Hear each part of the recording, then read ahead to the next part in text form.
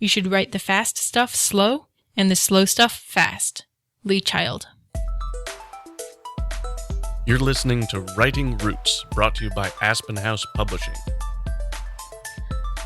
Welcome to Writing Roots. I'm Lee Hull. And I'm Lee Esses.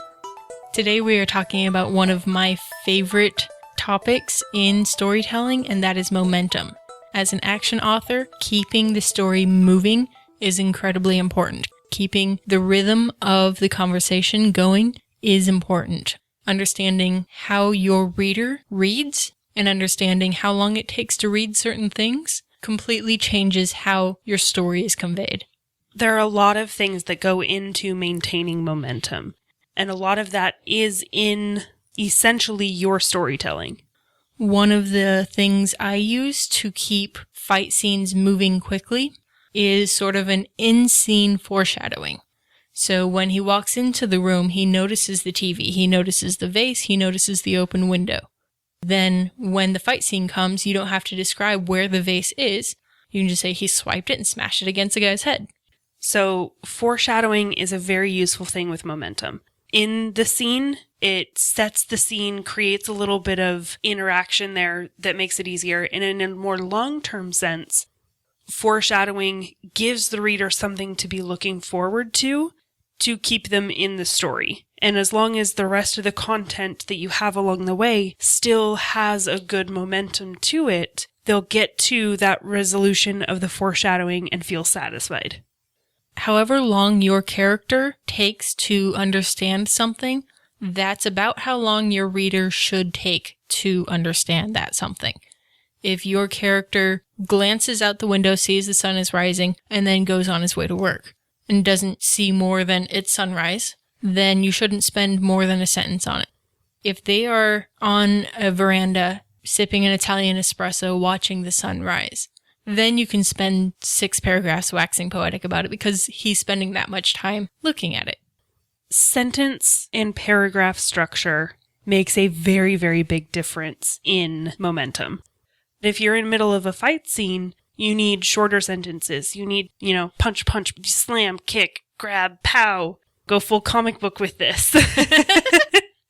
Maybe not quite that bad, but you get the idea. Keep the pace up because the pace of a fight is fast. If you want homework on understanding momentum in storytelling, I would recommend watching the first of Robert Downey Jr.'s Sherlock Holmes because he narrates how he's going to kill somebody. And then when the trigger sets him off, the whole unloading of the combat happens exactly as he told. And you can see every punch because you've been introduced to the concepts already. But there is nothing I hate more than running into a fight scene with run-on sentences. Because it slows things down so much. The rule I have for sentence length in fight scenes is whenever the camera should cut. So when you are watching a fight scene in film of any kind, notice when the cuts are.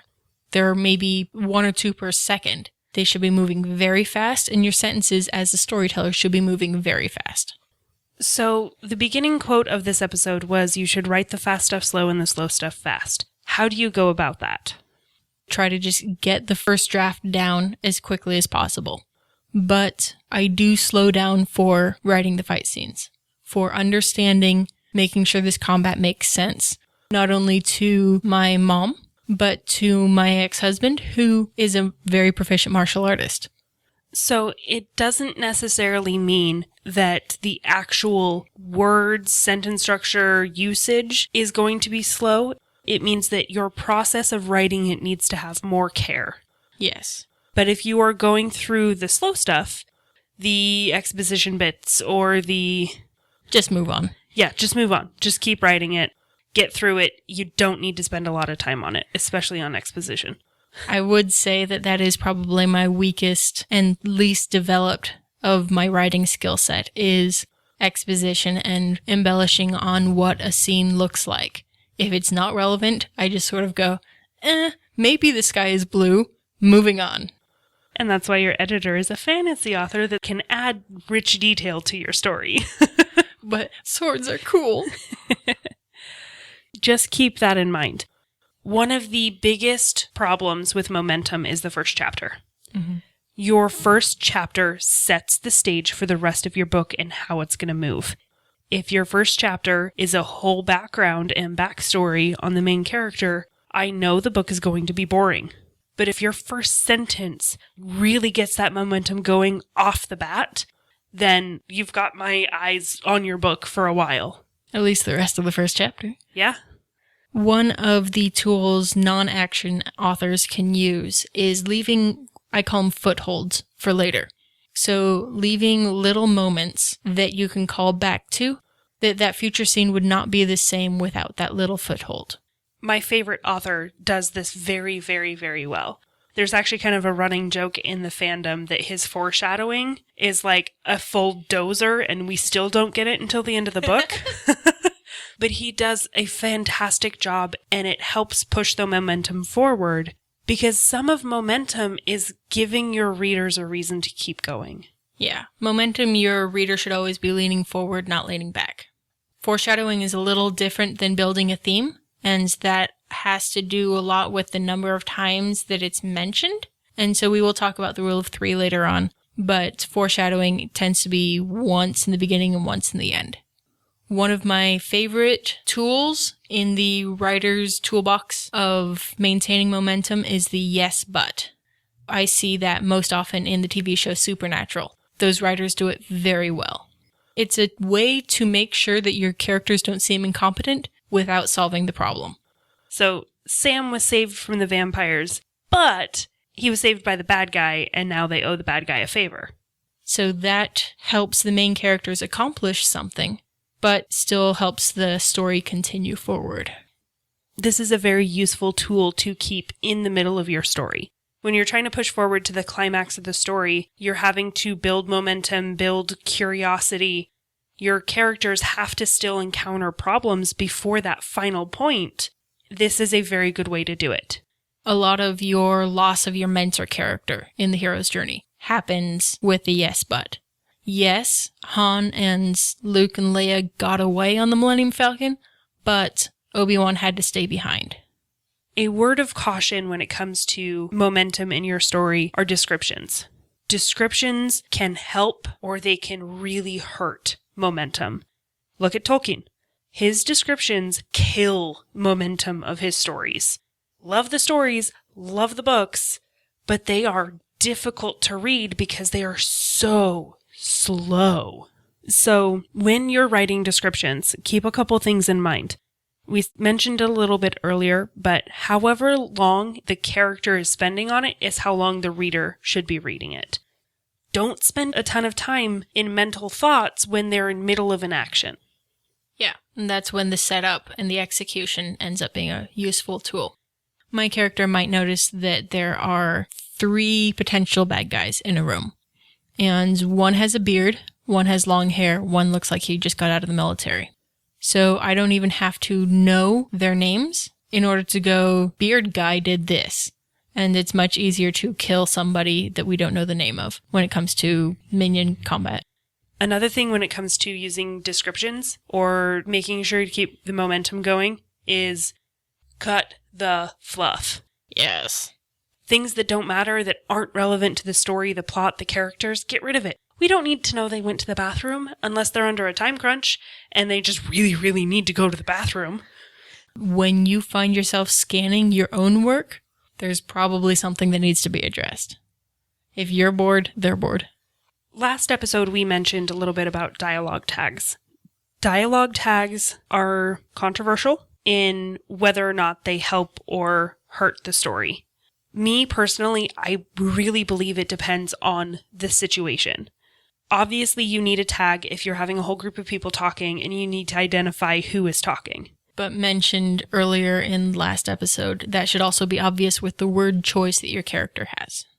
Another thing to be careful of is trying to be too varied in your word choice for the dialogue tag. The great thing about said is that people skip over it. It doesn't pull away from the momentum because people are used to seeing it. So a lot of the times they'll just make a mental note of the name or he or she and just move on. Yeah. I have read a conversation, I think it was Jack Reacher with an FBI agent, that was, I want to say like 3 pages without anything outside of quotes. There wasn't even a Jack said. There was nothing except line, line, line, line. Everything was in quotation marks. It was fascinating, and I could follow every moment of that conversation. If you can follow and keep track of who is saying what, that is amazing. That is great. If you can have your voices so defined that they do that, that's peak writing. It is difficult, especially for new authors, to have that kind of definition in their writing. So be cautious about tempting fate there.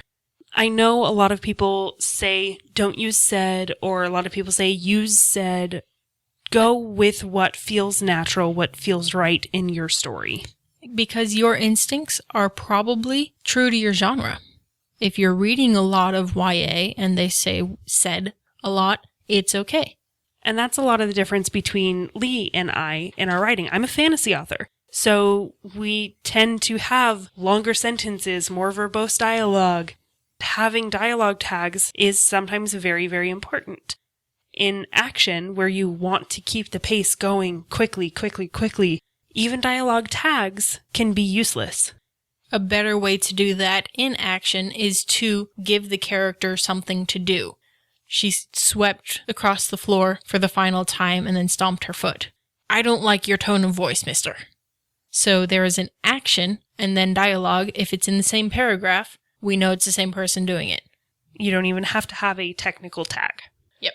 So to wrap things up, just keep an eye on your momentum. Make sure that your story is moving, that it's always moving toward the end. If your story stalls, change something, remove something, fix something, kill a character. And that can help you push things forward again. But more important than that, write selfishly. If you have a question or comment for our hosts or a topic you'd like us to cover, send us an email at writingroots@aspenhousepublishing.com or find us on Facebook by searching for Aspen House Publishing.